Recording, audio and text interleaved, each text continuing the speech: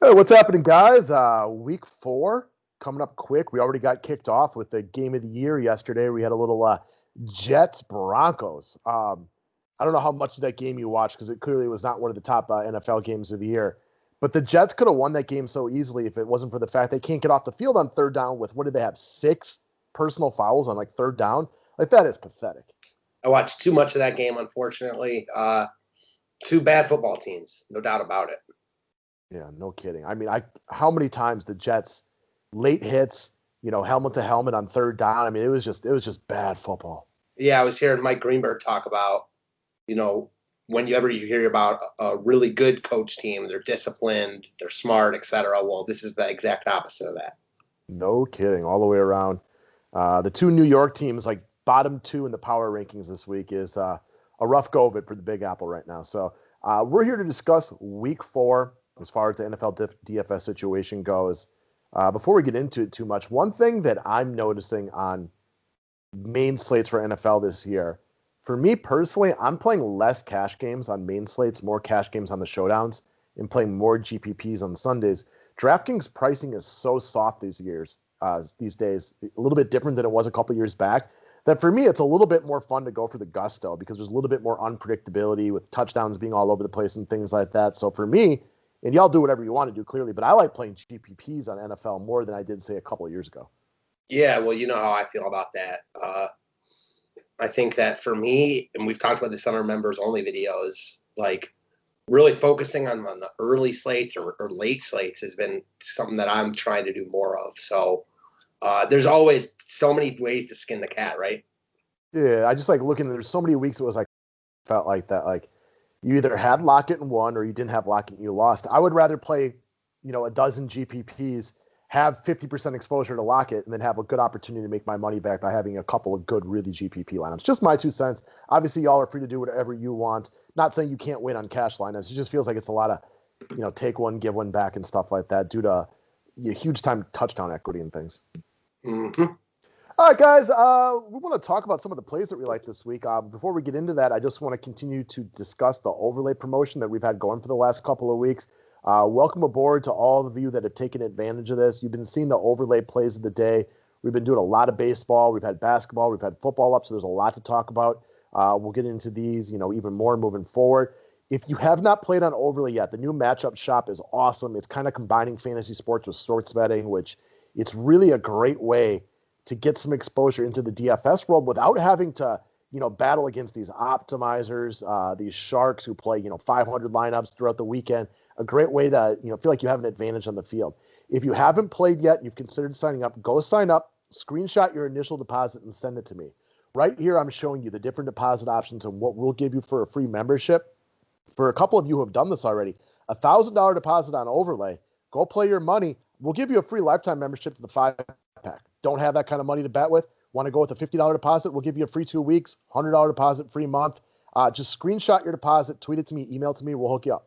It's you can't beat it. And I'm giggling because you mentioned something about optimizers, and I forgot to tag you in this, but I saw a meme come out like after the debate.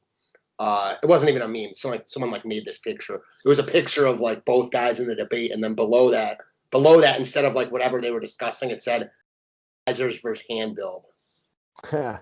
We like that. All right, guys. Everything is available through the website. Subscribe to the station for more DFS stuff. Thumbs up is always appreciated. Let's talk about the quarterback position. So we broke this one down in the members-only video this week. There's about 4 or 5 quarterbacks that we like a lot this week. And you like my boy Lamar. It was kind of a little bit of a role reversal this week with me liking one of your favorite quarterbacks a lot, and you liking Lamar Jackson, who throughout the past year or so has always been more my play than yours. But the point on this one is, the Ravens just got embarrassed on Monday Night Football. The game, the score was closer than the game was, if that makes sense. Look for them to make a statement against the lowly Redskins this week. Look for Lamar to be aggressive. I think the Ravens run up the score in this one a little bit. The Chiefs are clearly their kryptonite, but this is a great spot for them to really use this as like a just get right, if you want to call it that. Yeah, so the score was definitely closer than the game indicated, as you mentioned. With a kick return for a touchdown, really skewed things a little bit. I mean, it was a straight beat down. Kansas City beat them down. I haven't seen Baltimore get beaten like that hardly ever. It shows you how good Kansas City is. big time bounce back spot for the Ravens this week. I'm happy that you were on board with talking about him because I know there's a couple other quarterbacks we like. So for me, I knew I liked him all week. We talked about our members only. I really like him. But what just cemented it for me, and this is like, the personal side of it, we just did that draft, me, you, and Patriot. And I went in like, I might take Lamar with the number 1 overall pick because why not? Like, that's who I want. Instead, I waited. I took Kamara. I waited, and I ended up like running out of salary. And I am like still upset about that. I know that this is the guy I want on my roster this week. What do you think is ownership? Because I think you're not going to get him unowned, but you're going to get him at very low ownership for a guy that used to be high owned every single slate. But you're going to have people looking at a variety of other quarterbacks this week. So I think you get him in single digits as far as ownership percentage. Same. So he's not going to be like unowned because he's always coming in as like the highest projected guy. But there isn't a lot of value on the slate. So that's going to eat into his ownership also. So I think you get him at lower ownership. And it's not like the other quarterbacks we like are guaranteed to have monster weeks every single week. Obviously, everybody's in love with Kyler Murray these days. Josh Allen looks like a beast. We got some cheaper quarterbacks in play. So I think this is one of those weeks where you get Lamar Jackson with some of the recency bias, the high salary, the lack of values you talked about at very low ownership. And I think this could be possibly his biggest week of the year in kind of a statement situation. I think they're willing to run up the score a little bit this week if things are going well, throw a little bit more, get back on the right track. I think you could see him with multiple passing touchdowns and 100 yards rushing to boot. I agree, man. All right, let's move on down the list. One of my favorite plays of the week, a guy that I was really hard on in the offseason, and that's David Johnson of the Houston Texans. And my point was, we haven't seen this guy play well in years, right? Like, it's been years. And how many running backs do you see play poorly for years and then all of a sudden be good again when they're darn near 30 years of age? That's rare. I want to go back to week 1 when David Johnson looked excellent against the Kansas City Chiefs. And then the game script flipped, right? They fell behind, which most people do against the Kansas City Chiefs. And then he got stuck in a situation where he had to go up against, arguably the best team in football. Probably not argue there anymore, but very likely the second best team in football in the Baltimore Ravens. Great defense, bad game script. Week 3 has to go up against the Pittsburgh Steelers, arguably the best defense in football. Bad spot for him, fall behind in the second half, bad game script for him again. Now he gets the lowly 0-3 Minnesota Vikings. Whoop, whoop. Happy about that. Great spot for David Johnson to bust out. He looked excellent week on with those jump cuts and everything like that. This has been a terrible start of the season for the Houston Texans, who went up against the top 3 teams in the AFC, and now they get one of the biggest disappointments of the year, the Minnesota Vikings at home. I think the Houston Texans score at least 4 touchdowns this week. I think they could easily surpass 30 points. I think David Johnson runs the ball effectively, goes for over 100 yards, and scores the ball twice this week. I am not a big David Johnson guy, but I think this is the best spot for him he's going to be in all year. He's below 6K. I like him a lot this week. Yeah, a lot to like about Johnson here, especially at that $5,600 price tag. I will say, and it's rare, you have much more faith in Houston than I do this week. I agree with you. It's definitely a get right spot, and I like them a lot. I'm just not sure I can go out and call for at least 4 touchdowns, but I love it. So, I think he's a cog type in all formats because he's way too cheap for his role, and he's priced down because of what you mentioned, the tough matchups he's had recently. So Houston's offensive line isn't great, and they've had to go back-to-back, 3 straight weeks, really, because Kansas City can get after the quarterback, especially when they get up on teams. That Steelers front is amazing, and the Ravens is no slouch either. This is a much better spot for Houston at home. I feel very confident in them playing well in this game. This is an absolute must-win, back-against-the-wall type of situation for the Texans in a weaker division, right? Mm-hmm. All right, let's move on down the list. We're going to talk about a couple of wide receivers. A guy that we both like a lot this week is Devontae Parker, the Miami Dolphins at 5,700. So it's a great spot for him this week at home against Seattle. So the game script is perfect, right? Seattle's offense is arguably, second best in the league. I think we all agree Kansas City is the best. But after that, Seattle's offense being led by Russell Wilson is amazing. Yeah. He's going to put up points on Miami, right? Yeah. Kansas City's the best because of Mahomes. Seattle is very good. I feel like Kansas City also is deeper, but man, Seattle's got 2 weapons in Metcalf and Lockett that makes them, oh man, they're good. They're both so good. Yeah, well, Seattle's run defense is also upper tier, but their pass defense is horrendous. They're giving up over 400 yards per game in the air to start this season. Fitzpatrick looked excellent last week. The Dolphins have had 10 days to prep for this game, which is also important for Parker, who's been battling a hammy injury and been playing through it for most of the season. Getting those 10 days off is probably great for him. He looked decent the other day against Jacksonville. He still wasn't as explosive as he can be, but he's managed to meander his way into decent DFS points the last 2 games, despite being kind of playing on one leg. He should be better this week. This is a top-tier spot for wide receivers. I like Devontae Parker a ton this week. Yeah, so do I. He's really good. Point that we like to talk about a lot. We think Miami's competitive in this game. At least I think they're real competitive. Parker looked real good last week. And they didn't even they were up pretty good in that game, late. He could have had a much bigger game if they needed him more. Fitzpatrick really spread it around, did whatever he wanted. Parker's clearly his go-to guy. I still think it's like a buy low on him. People aren't talking about him enough. One of my favorite plays on the whole week. He's been hobbled to start the year and in less than stellar matchups. Now he gets an upper tier matchup because even if Seattle wins this game, which we expect them to win, let's say Seattle gets up 2 touchdowns. Great.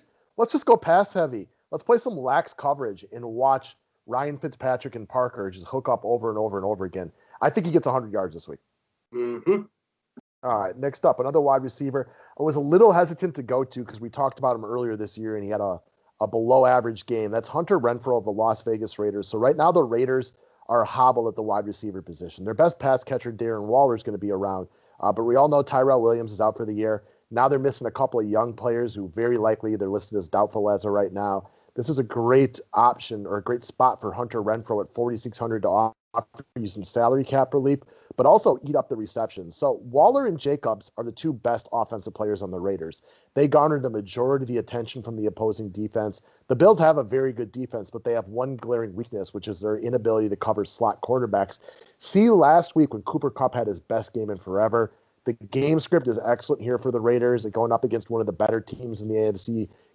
I said the Steelers, Ravens, and Chiefs are the best 3 teams, and I agree. But I think Buffalo's number 4. And if you want to argue better than the Steelers, I'm on board with that. The Raiders should have to throw in this game. Look for Hunter Renfrow to tally up those receptions. Yeah, we both like him a lot this week. I forgot about that. We brought him up earlier in this year, and he was a disappointment. Now I remember clearly. But it happens. That's DFS for you. You got to, pick, when you fall down, you got to pick right back up. This is a great spot for Renfrow. You talked about this to me. I'm not sure we talked about it on the video about how Buffalo's big weak spot is the slot wide out. Cooper Kupp had a really, really good game last week. Renfrow is a lot in that Cooper Kupp mold. Probably not as polished, not as good. A poor man's Kupp, right? Definitely a poor man's Kupp. And he's got a quarterback who will sling it. I think this game is competitive in Las Vegas, kind of a letdown spot for Buffalo after coming back and beating the Rams, a much better team. I think this game is very competitive. I think you see Renfrow very involved. And you mentioned it, Buffalo's defense is good, but this is a weak spot for sure. Definitely. And at 4,600, a slot wide receiver, when they're very much hobbled at other positions and the majority of the attention is going to go to Darren Waller because he's like a gamer like that, I expect Renfrow to be able to expose this matchup quite swimmingly. Mm-hmm. Next up, let's take a look at the New York Giants and Evan Engram. The Giants were terrible last week. Awful, top to bottom, defense, offense, special teams. There wasn't anything they can hang their hat on last week. So as bad as the Giants are at football, I do expect them to be more prepared this week and hopefully give you a better effort. Now, there's no Saquon Barkley. There's no Sterling Shepard. This is a team that's lost a bunch of their skill position players. And even though I would label Evan Engram as a disappointment from a fantasy perspective early on in his career, we know the talent's there. He's been hurt. He's had less than stellar quarterback play to deal with. He's had a bad offensive line. But I like him this week. So far this year, the Rams are allowing double-digit points to the tight end position per game. Tight end is not strong this week, so I think you can pay down right here. And even though I expect the Giants to compete harder this week, I don't expect them to be ahead. I expect them to be playing from behind and having to throw the ball to guys like Evan Engram against a Rams team that should win the game. But that's better for the passing game on New York. Yeah, and it's not like even if, the Giants somehow do get ahead in this game, it's not going to be like they're pounding the rock on the Rams and Aaron Donald. That's just not going to happen. Ingram's going to be involved no matter what. You would rather have them be behind a little bit because the game script calls for more of that. But at his price tag, I don't care. I think he finds the end zone this week. Daniel Jones likes him a lot. And you first said at the beginning of this little segment that you think the Giants play better this week. Well, something you always tell me when I say stuff like that, it's not hard because you can't play much worse. It would be really difficult to play worse than the Giants played last week. I'm not saying they could equal that, but to play worse would be very, very difficult. Mm-hmm. So, guys, that's what we have for week 4. Members-only video is already out. If you want it, we'd love to have you as a customer. Sign up for overlays. Sign up for a membership through us. Either way, we'd love to have you. Outside of that, best of luck in week 4. Go crush some baseball today. Crush some NBA tonight. Just enjoy sports while we still got it. Thanks, guys.